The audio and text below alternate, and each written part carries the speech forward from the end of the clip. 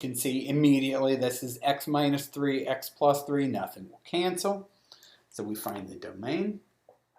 I'm going to stop numbering because the numbering really means nothing. Take the bottom, set it equal to 0 and solve. That of course is x minus 3. X plus 3 equals 0. We get two bad guys, negative 3 and 3. Again, it doesn't matter whether I write equals to or not equals to, but remember, this is important. The domain is not 3 and negative 3. Those are the excluded values. Those are the bad guys. So to remind yourself of that, it's okay to write not equal to as you go. Then your domain is an interval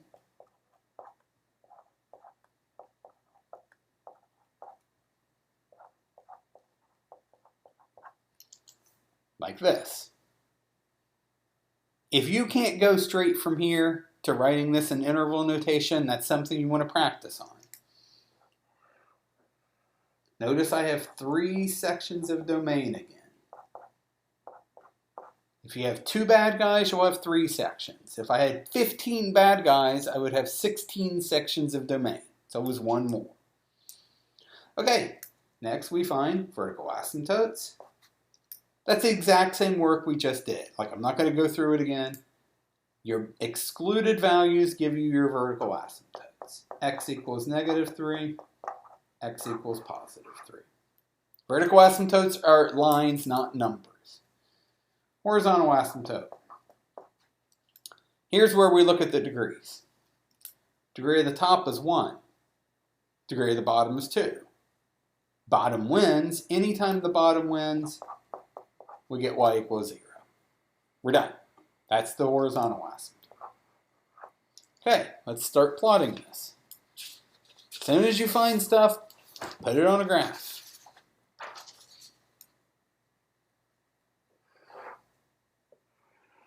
So I've got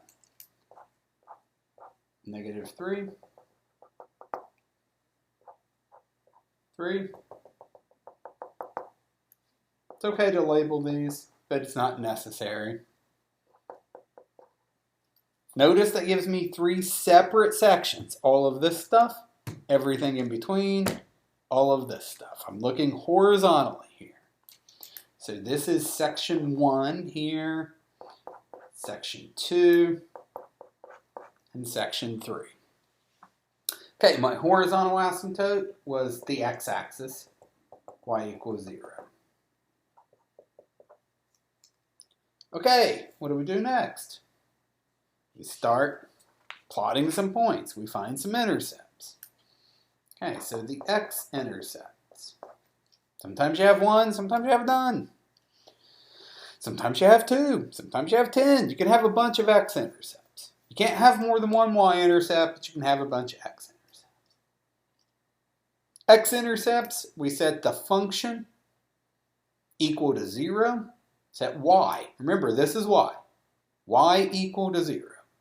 The only way a fraction equals 0 is if the top equals 0. X-intercept is top equals 0. Vertical asymptotes are bottom equals 0. I get x equals negative 5. Intercepts are points, not numbers. This is the point, negative 5, 0. Y-intercepts.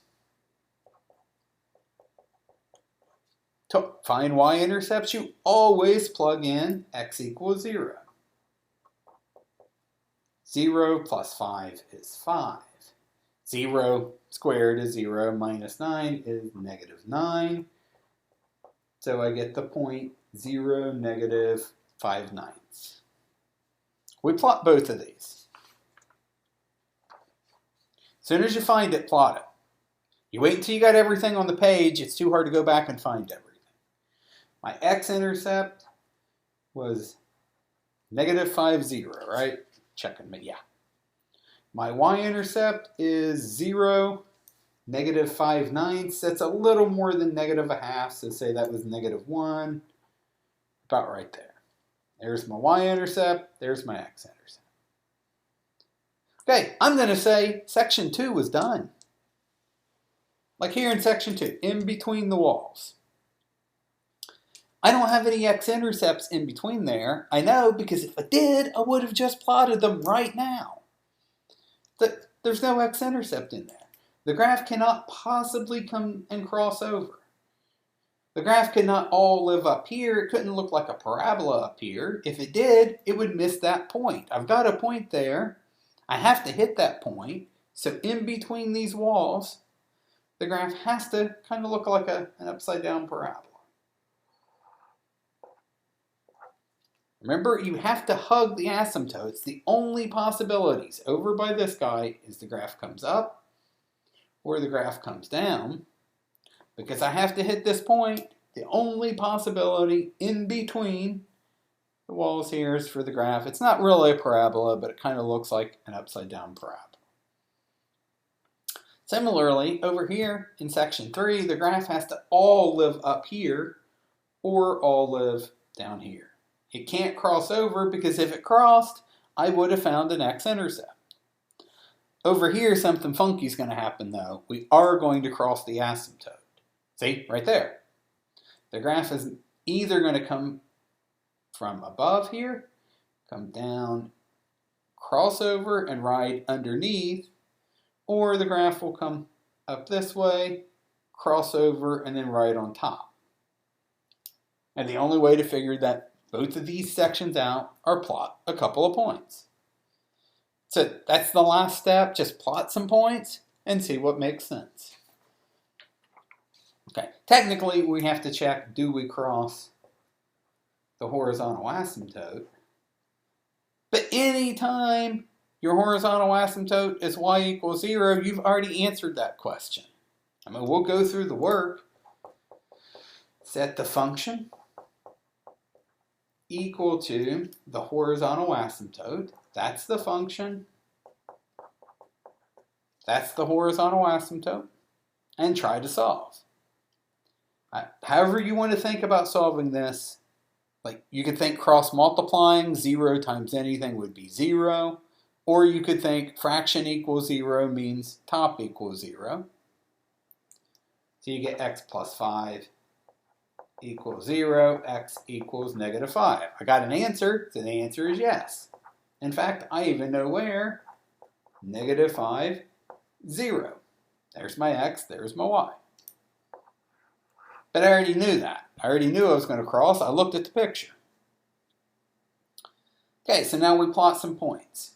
You're going to need at least 1 point in each section. I already have a couple of points, I have 1 point in section 2. Section 2 is done. So we do section 1. Pick an x value that lives in this section. Any x value you want. I like to choose ones that are pretty. I don't want to use negative 3.27. I chose x equals negative 4. Okay, so we plug it in. H of negative 4. Negative 4 plus 5 would be 1. Negative 4 squared is positive 16 minus 9 would be 7.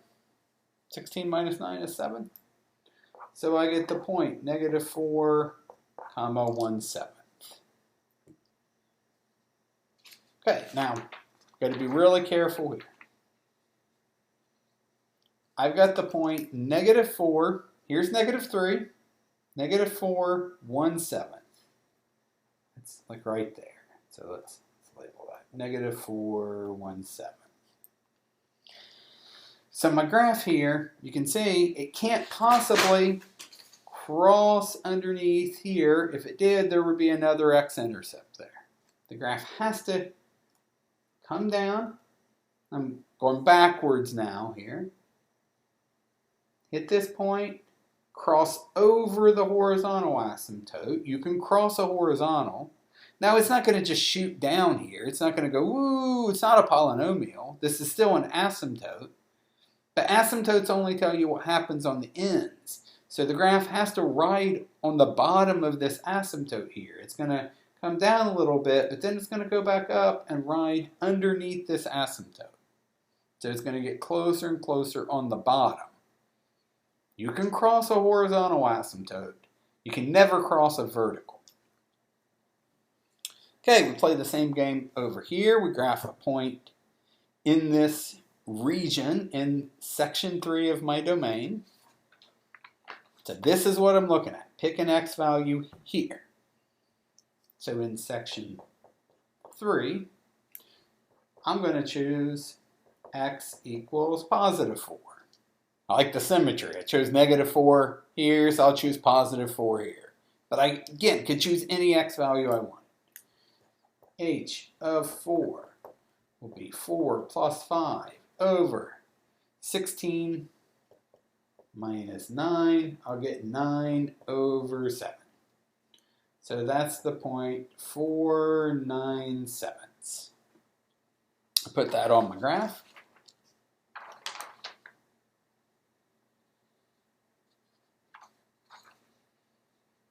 So here's 1, 2, 3, 4, 9 sevenths.